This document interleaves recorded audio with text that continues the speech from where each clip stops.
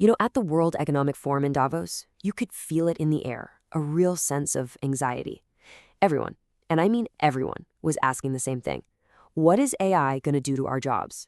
So in this explainer, we're going to cut right through all that noise. We'll give you the straight scoop from the global leaders in tech, economics, and government who were there, tackling this exact question. I mean, you've seen the headlines, right? They've been dramatic, to say the least. You see a phrase like a white-collar bloodbath, and it's hard not to feel a little bit of dread. It paints this picture of total chaos for knowledge workers. But is that really what's happening? Is that the whole story? So let's get right to it. Is AI actually coming for your job? That's the big question, right? And that's what we're going to unpack today. We're going to break down what the experts at Davos really said and separate the facts from the fear. Okay, let's get the story straight. First up, we're tackling the massive gap between the headlines and what's actually going on. Because what the experts described is way more nuanced and, honestly, a lot more interesting than the panic would have you believe. Okay, first things first, all those tech layoffs we keep hearing about. The immediate reaction is to point the finger at AI. But as AI pioneer Andrew Ng pointed out, that's just not the full picture. A huge part of what we're seeing is just a market correction.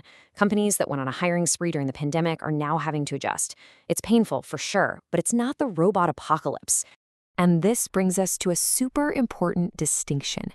The fear is that a machine is going to take your place.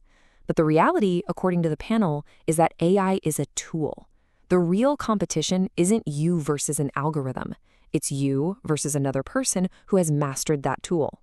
Your job isn't vanishing, but the skills you need to be great at it, oh yeah, they're changing, and they're changing fast. But let's be real here. The panel wasn't just waving all the fears away. For a certain set of jobs, the threat is very, very real. We're talking about roles where AI can do pretty much all of the core tasks. Think about translators, voice actors, call center operators. And it also applies to that really repetitive knowledge work in fields like law and accounting, where automation's already making a dent. And this is where the human side of all this comes in. What happens to the people whose professions are truly being automated? Well, the consensus at Davos was crystal clear. We have a collective, a moral obligation to create a safety net and help them find new opportunities. Just because a job disappears, it doesn't mean the person who did that job should be left behind. This brings us to what the experts are calling the real battlefield. The crisis isn't a future where there are no jobs. The crisis is right now, where we have tons of open jobs, but there's a huge gap between the skills companies desperately need and the skills people actually have. Just look at this number. 11 million. That is the current global shortage of skilled healthcare workers. It's a pretty stark reminder that while we're all worried about AI taking jobs, entire essential industries are desperate to hire qualified people. So the problem isn't a lack of work, it's a lack of the right skills. So where is this disconnect coming from? Well, according to Andrew Ng, a big piece of the puzzle is our education system. He argues that universities are often teaching skills for a world that's already gone, basically prepping graduates for the jobs of 2022, right before this whole AI thing exploded, instead of for the jobs of tomorrow. Professor Christopher Pissarrodès from the London School of Economics took that idea even further. He argued that professions like law are still stuck in a 19th century mindset of just memorizing tons of information. But today, an AI can do that in a split second. He said these fields are overdue for and this is his quote, a kick in the backside to get them to refocus on 21st century skills, analysis, judgment, and strategy. Okay, so we've pulled the problem apart. Now, what's the solution? What do we do? Well, the panel laid out a whole new playbook for this new world with clear strategies for everyone, from governments all the way down to you and me. And check this out. The UAE's Minister of Education presented a pretty incredible model. They're the first country in the world to make AI literacy a required part of their public schools, from kindergarten all the way through 12th grade. And the focus isn't just on how to use it, but on when to use it and why.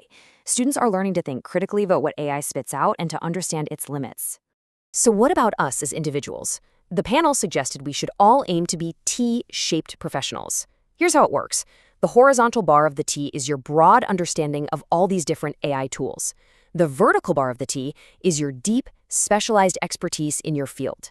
It's that combination, knowing how to apply these powerful new tools to a subject you know inside and out, that's going to make you invaluable. And then, Andrew Ng dropped this bombshell, a simple, pretty provocative statement. It's time to get everyone to learn to code. Now, before you panic and close this window to sign up for a coding bootcamp, what he means by coding in the age of AI probably isn't what you think. See, he's not saying we all need to become Silicon Valley software engineers. Not at all. He's saying that with AI, anyone can now create their own custom tools to be way more effective. His best marketers, they build their own websites. His finance team, they write their own scripts to automate their work. It's about using AI to build your own solutions, no matter what your job is. So this brings us to the final and maybe the most important theme of the whole discussion. Getting through this massive shift isn't one person's job or one company's problem. It's a shared responsibility. It's on all of us.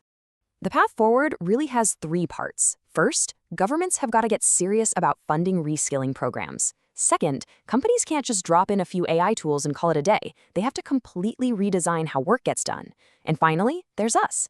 As individuals, the message is loud and clear. The days of learning one skill and coasting for 40 years are over. Lifelong learning isn't a bonus anymore. It's the baseline. And that really is the ultimate takeaway. Professor Pissarides put it perfectly. In a world where a specific tool or skill can be outdated in just a few years or even a few months, the single most valuable skill you can have is knowing how to learn.